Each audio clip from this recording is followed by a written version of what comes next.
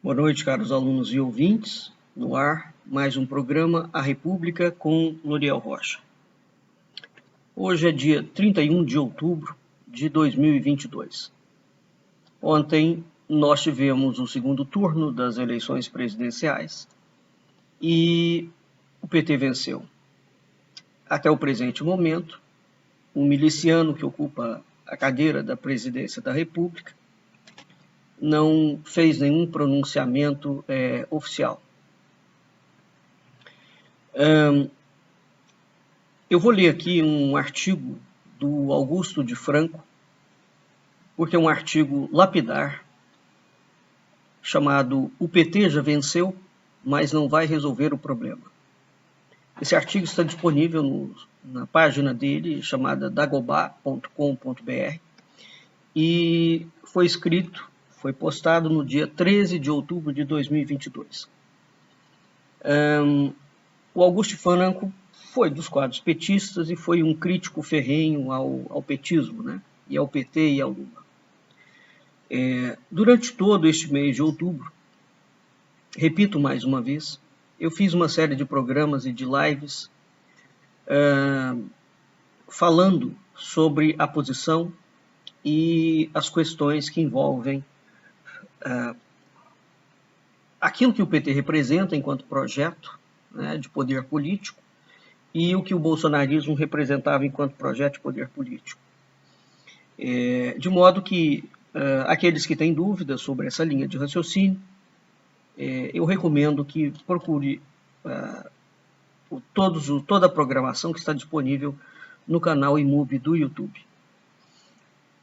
Este artigo do Augusto Franco é um artigo que traz uma discussão muito interessante.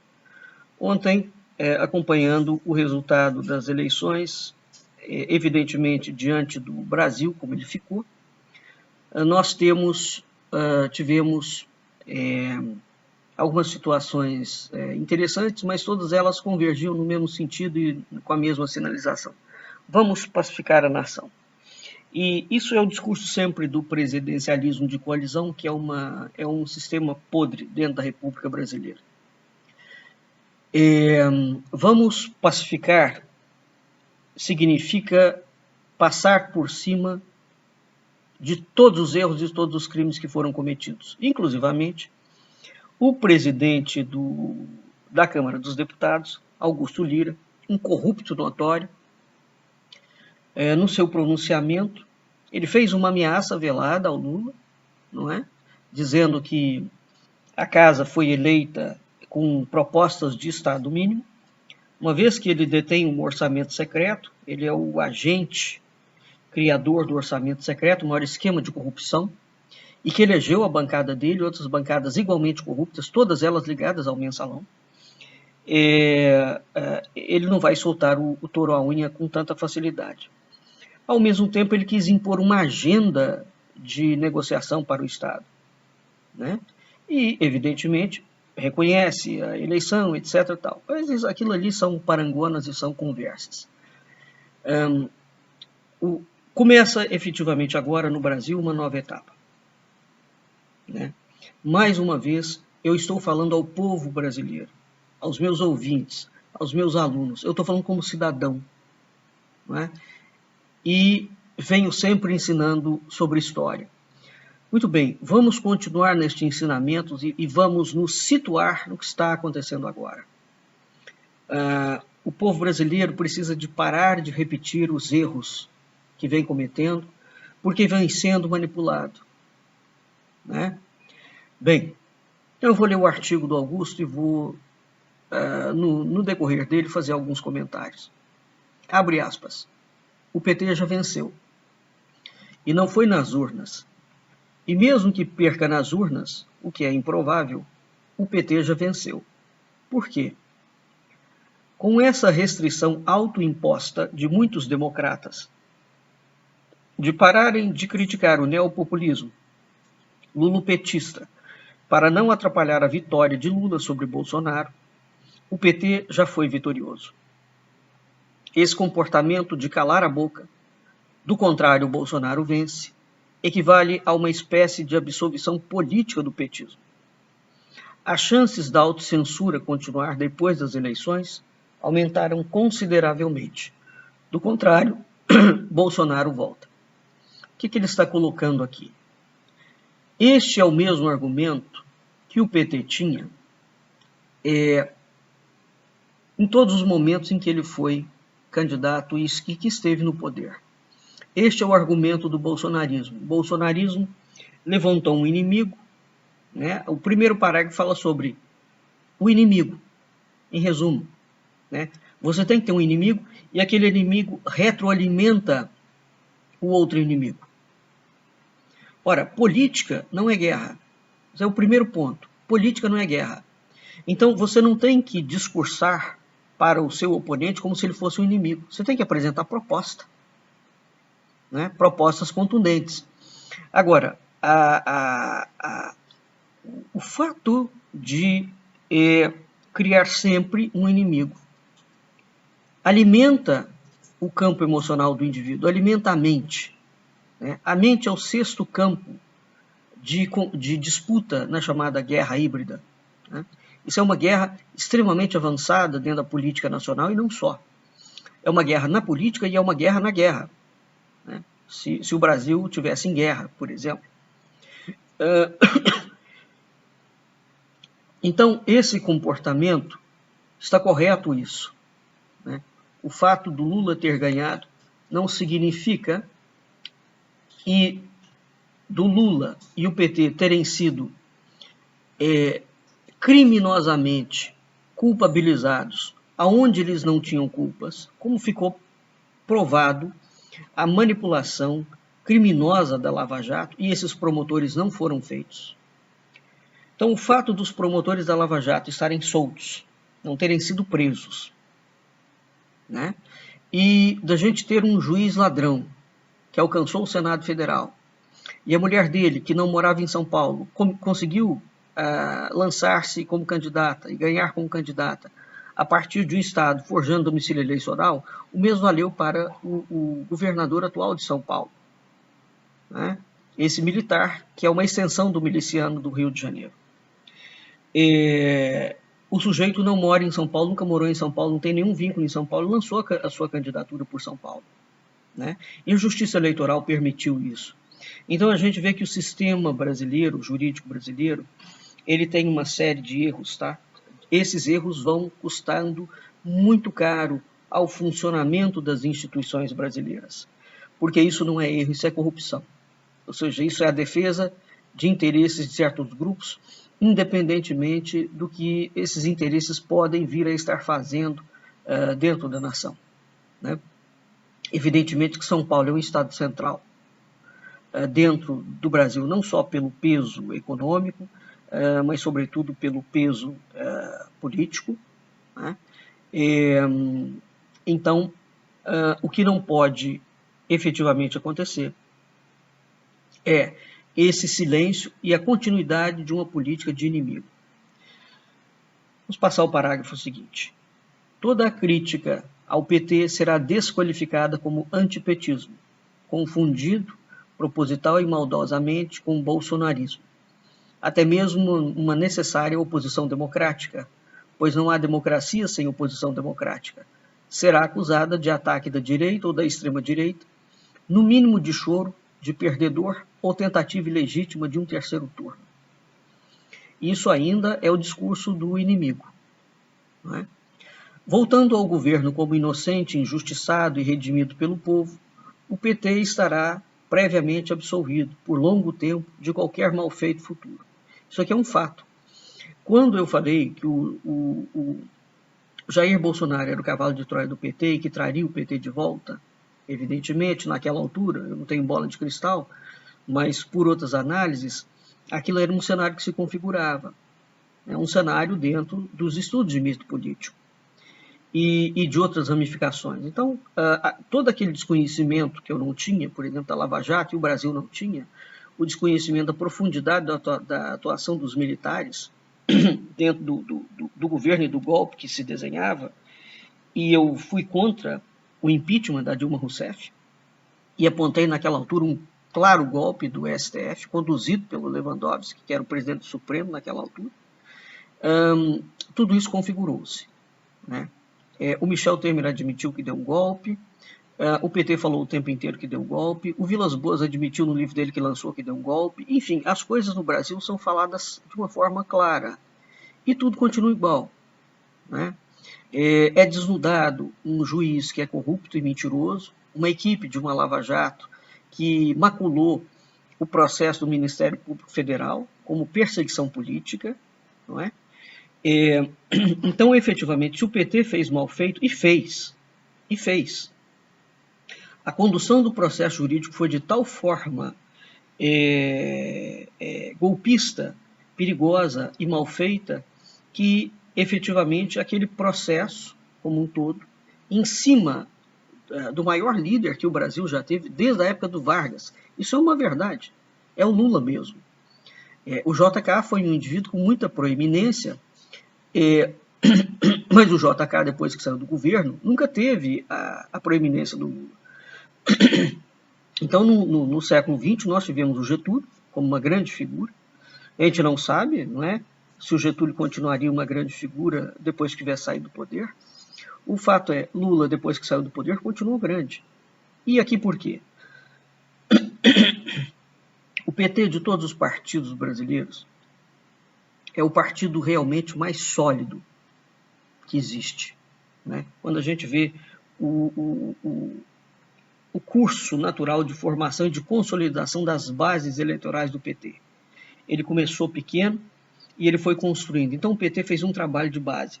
De certa forma, era isso que o Olavo de Carvalho falava e de um modo muito correto para que a falsa direita tinha que fazer. Antes dela pensar em tomar um poder, ela tinha que se estruturar. Mas a sede e a ganância, a cegueira, a vaidade, juntamente com a estupidez, fez com que o Brasil perdesse naquele momento, né, a despeito do golpe que estava havendo, era um grande momento de consolidação de certas pautas que beneficiariam a população brasileira e não aos empresários, não aos banqueiros, não aos políticos. E essa falsa direita que se elegeu inteira, eles simplesmente chumbaram a asa do povo brasileiro. Chumbaram. Então hoje o Brasil está diante de dois mitos políticos, né, que é o petismo e o bolsonarismo. São dois movimentos diferentes. O Lula é o Messias e o Bolsonaro é o Messias. O lulismo é um movimento social e o bolsonarismo é um movimento. Ambos vão sobreviver aos seus respectivos mitos.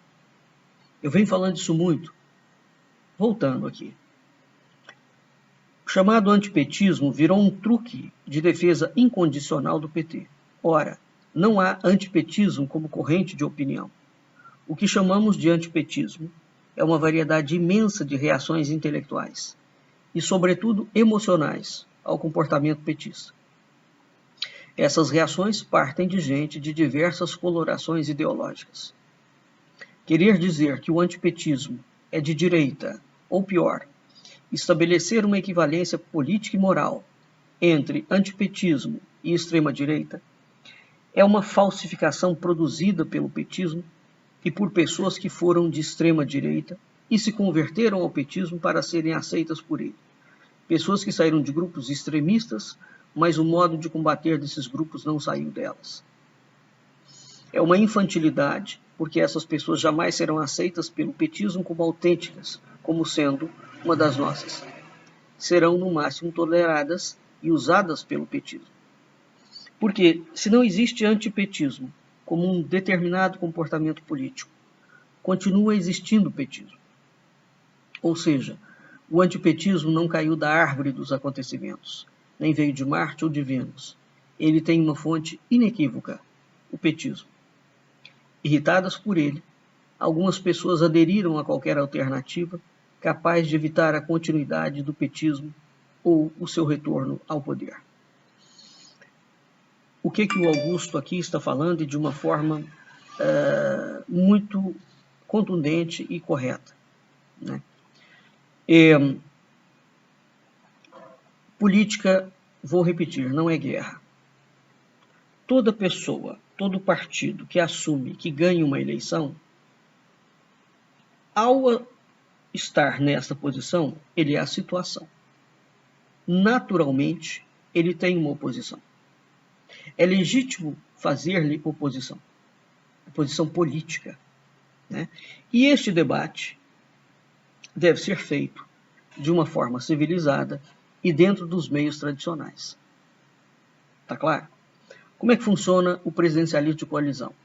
O indivíduo que está na situação, ou seja, o partido que ganhou, ele não aceita o debate. Portanto, ele não aceita a oposição. E para calar a boca da oposição, entra em funcionamento uma máquina de corrupção para comprar o adversário. Veja que, se a gente pegar, por exemplo, o Congresso americano, em que você tem, não que eu ache aquilo um modelo, hein, mas para esclarecer um pouco mais, em que você tem basicamente 2 partidos, porque são eles que têm representatividade por conta do sistema eleitoral americano, político americano, como ele é estruturado, que é completamente diferente do Brasil. Então você tem praticamente 2 partidos políticos que se alternam, que se revezam no poder. E ali existe um debate de pauta. Você sabe efetivamente o que um republicano defende e o que um democrata defende. As linhas políticas, programáticas, são definidas, né? E isso define, inclusivamente, os anseios da população, digamos assim. E, evidentemente, que certas pautas eles têm que debater de uma forma bastante contundente para promover um convencimento. Não existe corrupção? É claro que existe, mas não existe nada equivalente ao Brasil. Então, no Brasil, fazer oposição política já é de per si um crime. E esse resquício vem, no meu entendimento, desde 1822, em que uma elite maçônica, bancária, jurídica, de grandes senhores de terra, eles deram um golpe militar, eles deram um golpe, e a partir desse golpe, aquela elite quer trabalhar sempre azeitadinha, uma dando cobertura ao mal feito da outra, como se eles fossem o Estado e se qualquer oposição que fizesse, o Estado ruísse. Então o Brasil, na verdade, não funciona, não existe um modelo de Estado de instituição séria. Em 200 anos de independência não conseguiu construir instituições sérias. Não conseguiu. Né?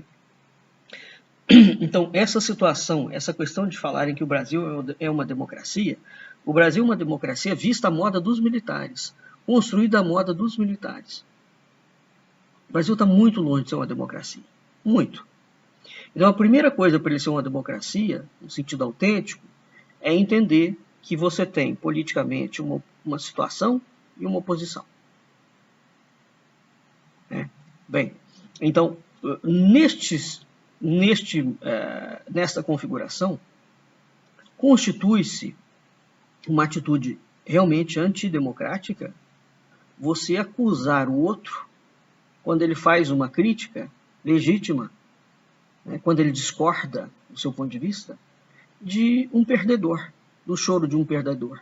Então, essa tentativa de fazer silenciar o oponente é algo muito terrível. Agora, é preciso ir além e entender que esse tipo de prática, o PT fez isso ao longo de todos os anos que ele foi governo.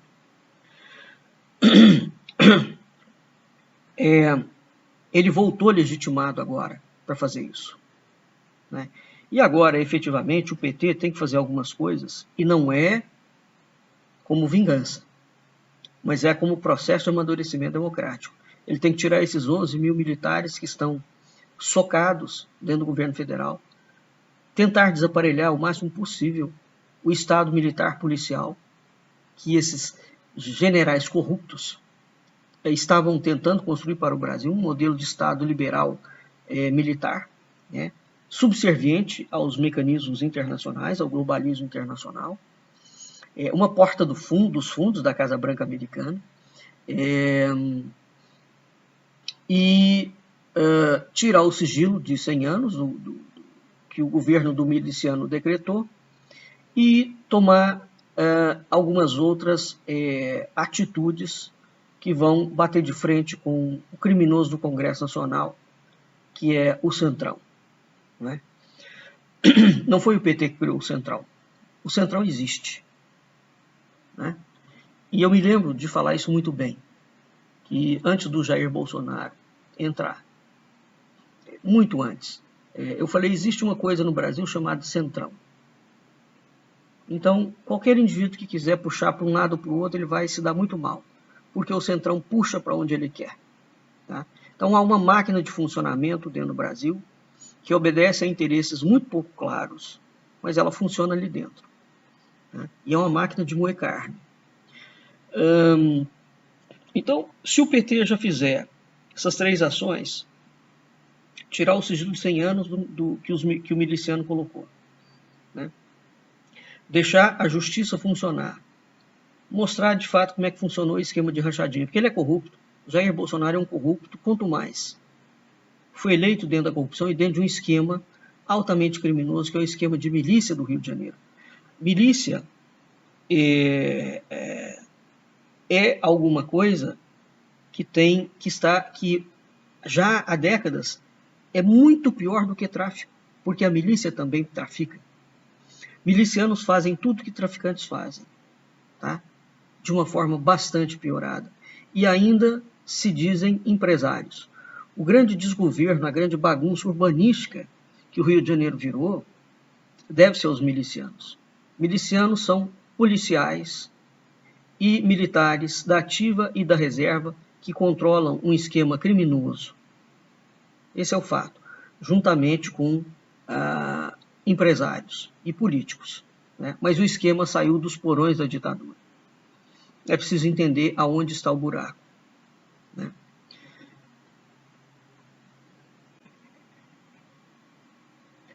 Bem, vamos passar aqui para outro ponto. Continuando, podemos elencar alguns desses fatores, digamos, alergênicos do comportamento petista que irritaram pessoas de diferentes origens e visões político-ideológicas. Aí ele cita alguns itens.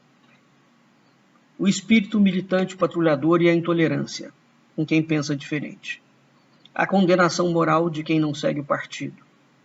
A incapacidade de reconhecer os próprios erros. O hegemonismo.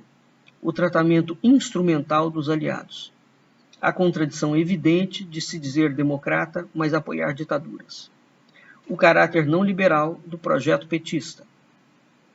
A estratégia do neopopulismo petista. Exceto o caráter não liberal do projeto petista, o resto, tudo é igual ao bolsonarismo. Absolutamente tudo. O bolsonarismo tem um caráter ultraliberal. E aqui, o Augusto Franco é adepto da democracia liberal. Né? Eu sou frontalmente contra a democracia liberal. Frontalmente. Né? E reconheço o trabalho dele, mas é preciso, de fato, entender o que é o liberalismo. Né? E não há como você falar numa democracia liberal sem você trazer o liberalismo econômico, embora ele diga que são coisas distintas. De certa forma são. Mas é preciso deixar essas diferenças muito bem desenhadas.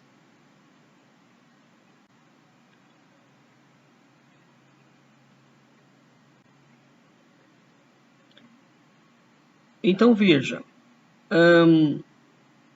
esse comportamento do PT é um comportamento populista e autoritário e de mitificação simbólica. É absolutamente impressionante que tenha surgido no Brasil um movimento que é exatamente igual ao PT, nesse aspecto. Ele não tem, evidentemente, a profundidade, né, nem do PT, não tem o histórico, não tem lastro nenhum, o que o torna extremamente caótico, né, e muito mais fácil de ser manobrado, politicamente falando. Portanto, esse movimento de falsa direita, ele torna-se de fato um movimento muito perigoso, porque é como se a gente criasse um gado enlouquecido e ficasse incitando, ferroando o gado, chega um momento em que o gado vai arrebentar a porteira, né? Então a falta de coalizão e a falta de base da construção desse movimento, porque não é uma militância política, o PT construiu uma militância política. E essa militância política tem uma atuação civil muito intensa, conectado com estruturas de base, né, com estruturas sociais. A falsa direita não tem nada disso.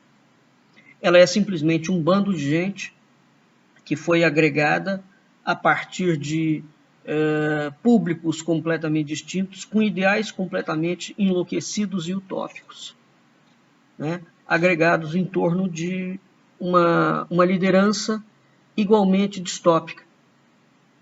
O Jair Bolsonaro, quanto a mim pessoalmente, eu fico muito impressionado porque aquele indivíduo e a mulher dele, a família dele como um todo, eu não quereria nunca ter um homem daquele como meu pai. Ele não tem compostura, ele não tem educação, ele é de uma grosseria impalpável, né, incontornável, né? É um indivíduo desconexo, né? Enfim, ele é um indivíduo descomposto, completamente descomposto. É a antítese da imagem que eu gostaria de ter para mim de um pai, né? Então, aquilo ali torna-se, fala palavrões o tempo inteiro, admite que bate em mulher. É um negócio completamente sui generis aquilo. E esse homem deformado, moralmente, socialmente falando, torna-se o exemplo do defensor da família. Mas ele é a antítese de qualquer ideia de família equilibrada. Como é que aquilo se torna o defensor da família?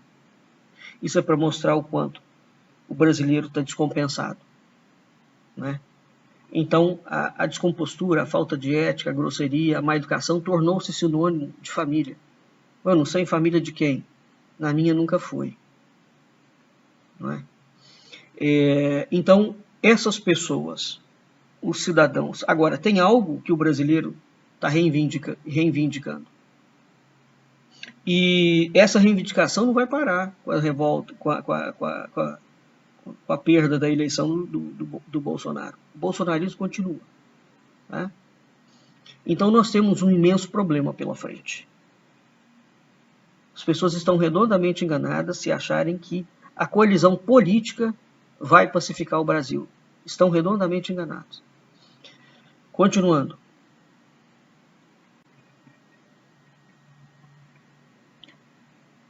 Deixando de lado as artimanhas petistas, temos um imenso problema pela frente que o PT não vai resolver. Esse problema diz respeito aos populismos que continuarão parasitando a democracia eleitoral brasileira. Basta pensar um pouco para ver que o bolsonarismo não vai acabar com a derrota eleitoral de Bolsonaro. Pelo contrário, como movimento político-cultural, pode até sair fortalecido, como escreveu Pablo Hortelado em artigo no Globo, no dia 1º de outubro de 2022. Nada alimentará mais o bolsonarismo que um governo do PT. Eu havia falado isso também, né? A reabilitação política do PT reforça o bolsonarismo. E mais do que reforçar o bolsonarismo, por que eles precisam de reforçar o bolsonarismo ainda? Os militares e aqueles indivíduos, aquela parcela da classe elite política brasileira e empresarial que deu o golpe em 2016. Porque eles criaram uma terceira via. Tentaram emplacar essa terceira via com o Moro, tentaram emplacar com o Mourão, tentaram emplacar com o Santos Cruz, não conseguiram. E aí se juntaram, de certa forma, continuaram apoiando o Bolsonaro, porque de fato não emplacou uma terceira via, tá? Mas essa terceira via está em estudo. Então colocaram um miliciano agora em São Paulo. São Paulo é um estado fortíssimo da nação. O João Dória conseguiu assim como o Ciro Gomes destruiu o campo eleitoral dele, no estado dele, o João Dória destruiu o PSDB, que já vinha cambaleando há muito tempo, né? E o João Dória, por puro oportunismo político, deu um tiro no pé. O sujeito quis avançar na lua pensando que é queijo. Foi eleito prefeito, largou o mandato no meio, se candidatou, pulou, saltou de prefeito para governador. Eleito governador, saltou para presidente da República. Ele poderia ter continuado como governador, pleiteado um segundo mandato. Mas não. Resultado disso, o São Paulo foi entregue agora nas mãos de um miliciano. O que foi feito no Rio de Janeiro, o Rio de Janeiro vem funcionando como projeto piloto de engenharia social dos militares e da bandidagem das milícias há décadas. Olha o que o Rio de Janeiro virou. Há muito custo à sociedade carioca e às favelas cariocas, inclusive as favelas dominadas pelo tráfico, têm conseguido reverter parcialmente a situação. É muito sério o que aconteceu no Rio de Janeiro. Isso foi levado agora para São Paulo, né? Certos erros em política são absolutamente desastrosos, né, com o passar do tempo. Mas, enfim, então essa militância bolsonarista ela vai continuar sendo ativada, porque é ela, exceto o PT, que tem uma base e uma militância muito ativa, nenhum outro partido brasileiro tem. Nenhum. O PT é o único partido no Brasil que tem cabeça, corpo e membro. Tá? Agora, o bolsonarismo, que está aí, a falsa direita que foi criada pelo Olavo de Carvalho, e foi ele que desenhou realmente o contorno geral dela, né? Que depois ele amaldiçoava. Né? Mas o contorno geral foi ele que desenhou. E esse contorno geral, ela age exatamente da mesma forma que o petismo. Com assassinato de reputação, com perseguição, com criação de inimigos políticos, né, com hegemonismo, com estratégia neopopulista, agregou aqui religião, isso o PT não tem, né, fundiu religião com o Estado, de uma truculência, de uma virulência, de uma ignorância, de uma agressão que os petistas nunca foram, pessoalmente falando, vamos ser sincero, havia muita agressão no PT, havia, mas nada se equipara ao que esses bolsonaristas fizeram. Além de terem capturado os símbolos nacionais, o que, a meu ver, é algo muito grave, porque se esse processo continuasse, eles se intitulavam a nação. Eles não são um partido político, porque eles sequer têm um partido político, eles são a nação brasileira, a república. Né? Então, continuando, o avanço do movimento autoritário bolsonarista não vai ser barrado pelo exército dos que ganham até 2 salários mínimos, comprados e mobilizados pela propaganda paulista enganosa de picanha com cerveja para todos. O bolsonarismo é um fenômeno social inédito, baseado não apenas em narrativas enganosas, mas em novas relações econômicas que ensejam visões de mundo distintas daquelas que surgiram dos trabalhadores e funcionários urbanos. Ou seja, os operários e as classes médias industriais e de serviço das metrópoles, sobretudo em pequenas e médias cidades do interior. Veja bem o que ele está falando. Quando Lula foi eleito, e todo o papel político do Lula é um papel que se deu num momento em que a ideia de trabalho, as relações trabalhistas ainda existiam. Mas o momento em que o Lula fez a sua carreira política e o momento que hoje o mundo vive é muito diferente. Então, o próprio petismo vai ter que se reinventar, porque essas relações sociais elas não se sustentam mais. Tá? O mundo economicamente mudou muito em 30 anos, né? Em 40 anos. E, evidentemente, você tem um outro tipo de classe social, né, que ela não é mais sindicalizada, mas que povoou a classe média, a classe média baixa, a classe média alta e os ricos. Então, de fato, nós temos 2 situações distintas, né, enquanto movimentos sociais. Né? Voltando, A questão é que o bolsonarismo não pode ser enfrentado apenas atacando seus militantes. Se não interagirmos com sua base social para compreender seus sonhos, seus anseios e suas dores. Se for de um modo guerra, o bolsonarismo também já venceu. Não importa que Lula seja eleito e reeleito. Um populismo nunca é remédio eficaz contra outro populismo. O populismo autoritário bolsonarista não pode ser vencido pelo neopopulismo lulopetista. Tem que ser metabolizado por uma ampla ação da cidadania pela paz e pela democracia que desarme seu impulso reacionário. Não é uma guerra eleitoral. A solução dos populismos para todos os problemas do universo. Os populismos, em geral, não podem ser derrotados nas urnas. Só a dinâmica social pode neutralizar um populismo. Mas, ao fazê-lo, quando há polarização, terá que desarmar também o populismo oposto. Enquanto não houver tal desarme, pode-se afirmar que o processo político de 2022 tem dois grandes vencedores, o lulopetismo e o bolsonarismo. Não importa quem vença as eleições. Ele escreveu isso no início de outubro. E ele está absolutamente correto. Né? Então, política não é guerra. Né? O partido político ele tem que ter uma base eleitoral sólida. Quando o partido político não tem uma base eleitoral sólida, ele utiliza a população. Tá? Então, é preciso entender o que é um populismo, categoricamente falando, teoricamente falando, o que o populismo categoriza e como é que ele é teorizado e como é que ele funciona. Isso é um ponto. O PT é um partido político e ele é um movimento social. E ele é um movimento cultural. O PT é uma coisa muito séria, muito sólida. Séria no sentido de sólido. Tá? Eles fizeram, de fato, o trabalho de casa. O bolsonarismo, não.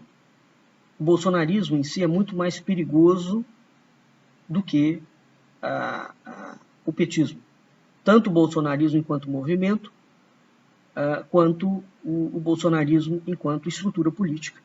Exatamente porque ele não tem raiz. Nenhuma.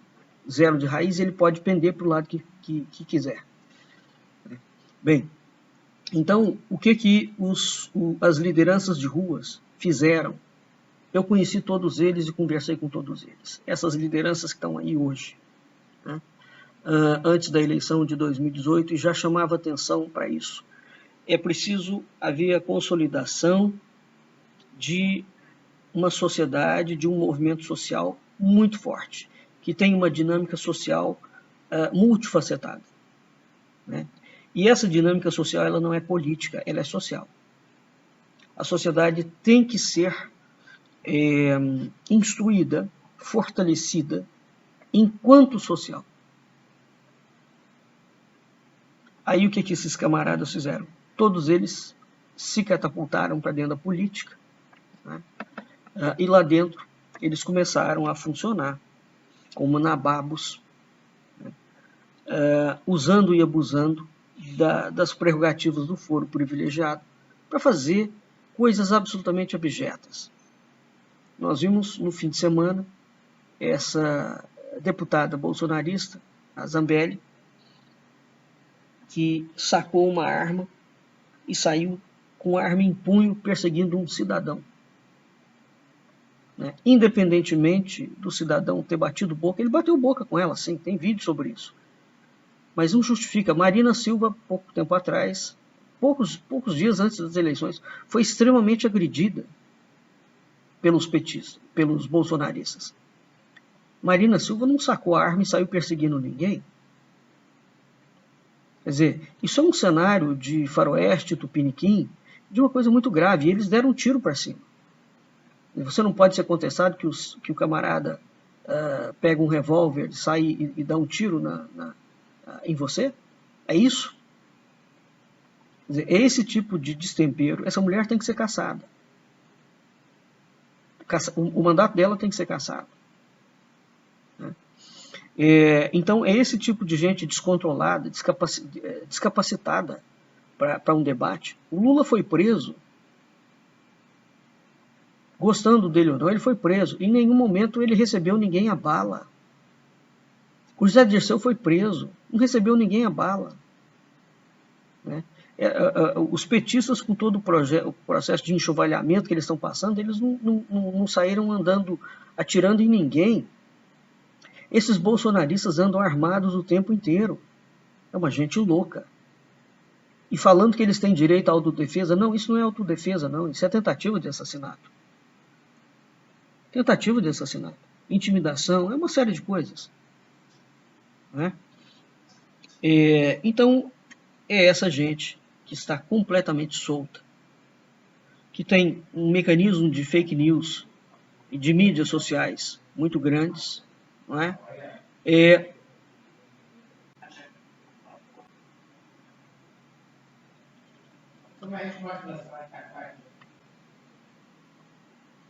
Então, é essa gente que não tem